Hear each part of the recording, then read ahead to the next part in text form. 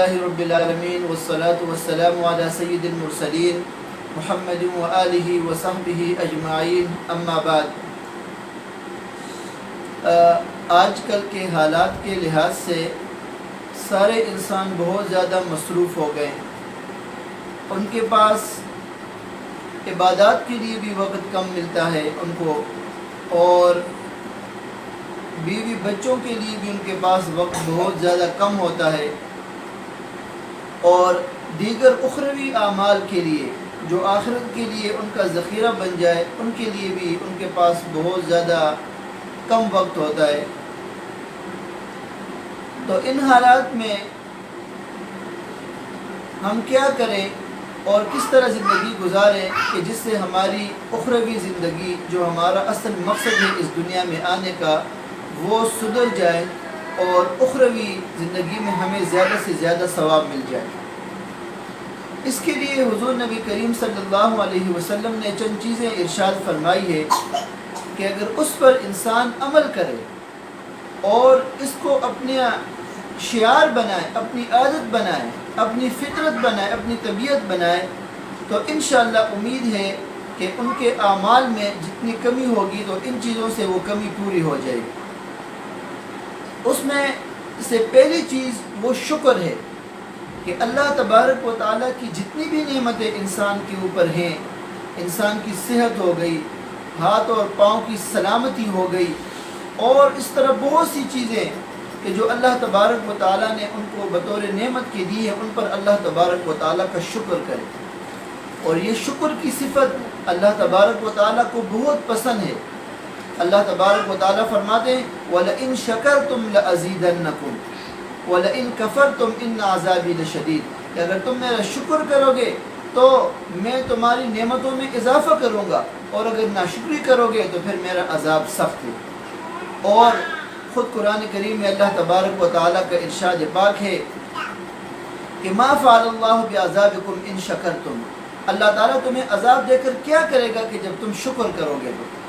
لہٰذا اللہ تبارک و تعالیٰ کی جتنی نعمتیں ہیں ان پر انسان ہر وقت اللہ تبارک و تعالیٰ کا شکر کرے اور اپنی زبان سے اس کا اظہار کرے، اللہم لک الحمد والشکر، اللہم لک الحمد والشکر۔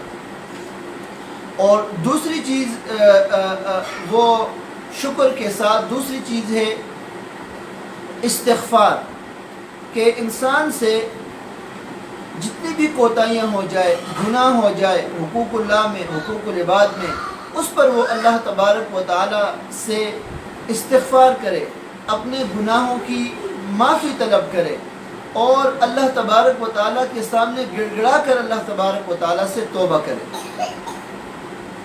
استغفار کا مطلب اپنے گناہوں سے معافی مانگنا اور اپنے گناہوں پر توبہ کرنا۔ قرآن کریم میں استغفار کے بڑے فضائل ذکر ہے۔ اللہ تبارک و تعالیٰ کا ارشاد پاک ہے کہ استغفروا ربکم انہ کان غفارا یرسل السماء علیکم مدرارا ویمددکم باموال وبنین ویجعل لکم جنات ویجعل لکم انہارا، کہ تم استغفار کرو۔ استغفار جب کرو گے تو اللہ تبارک و تعالیٰ آسمان سے تمہارے لیے بارش برسائے گا جس سے زمین میں پیداوار بڑھیں گی، اور اللہ تبارک و تعالیٰ اس استغفار کے ذریعے سے تمہارے مالوں میں اور تمہاری اولادوں میں برکت عطا فرمائے گا، اور قیامت کے دن اللہ تبارک و تعالیٰ بڑی بڑی جنتیں اور بڑے بڑے نہریں اللہ تبارک و تعالیٰ تمہیں عنایت کرے۔ اور تیسری چیز ہے صبر، کہ انسان کے اوپر کوئی مصیبت آ جائے، کوئی ابتلا آ جائے، کوئی امتحان آ جائے تو اس پر وہ اللہ تبارک و تعالیٰ سے صبر کرے۔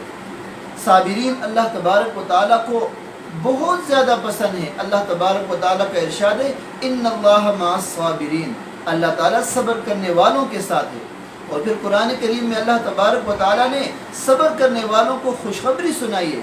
حضور نبی کریم صلی اللہ علیہ وسلم کو فرمایا کہ وَبَشِّرِ الصَّابِرِينَ الَّذِينَ إِذَا أَصَابَتْهُمْ مُصِيبَةٌ قَالُوا إِنَّا لِلَّهِ وَإِنَّا إِلَيْهِ رَاجِعُونَ أُولَٰئِكَ عَلَيْهِمْ صَلَوَاتٌ مِّن رَّبِّهِمْ وَرَحْمَةٌ وَأُولَٰئِكَ هُمُ الْمُهْتَدُونَ، کہ اے نبی ان صبر کرنے والوں کو تم خوشخبری سناؤ کہ جب ان کو کوئی مصیبت پہنچتی ہے تو وہ اِنَّا لِلَّهِ وَإِنَّا إِلَيْهِ رَاجِعُونَ کہتے ہیں۔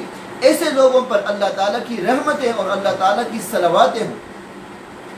تو یہ صبر اللہ تبارک و تعالیٰ کو بہت محبوب چیز ہے۔ اور چوتھی چیز ہے استعاذہ، کہ انسان جتنے بھی مستقبل میں خطرات ان کو پیش آنے ہو یا ان کا خطرہ ہو تو انسان اس سے اللہ تعالیٰ کی پناہ مانگے، اعوذ باللہ کہے۔ جتنے بھی مصیبتیں ہوں، جتنے بھی خطرات ہو، غرض کے سے نکلنے کے بعد جو مصیبتوں کا سامنا ہوتا ہے اور مستقبل میں جتنی بھی مصیبتیں آنے کا اندیشہ ہو تو اس میں اللہ تعالیٰ سے استعاذہ کرے۔ تو ان 4 چیزوں پر عمل کرے انسان، شکر، استغفار، صبر اور استعاذہ، تو انشاءاللہ اس کے اعمال میں جو کمی کوتاہیاں ہوں گی اللہ تبارک و تعالیٰ اس سے درگزر فرمائیں گے، اور ان کے سارے اعمال اللہ تبارک و تعالیٰ آخرت کے لیے ذخیرہ فرمائیں گے۔ اللہ تبارک و تعالیٰ ہم سب کو عمل کرنے کی توفیق نصیب فرمائے۔ وآخر دعوانا ان الحمدللہ رب العالمین۔ بارك الذي نزل الفرقان على عبده ليكون للعالمين نذيرا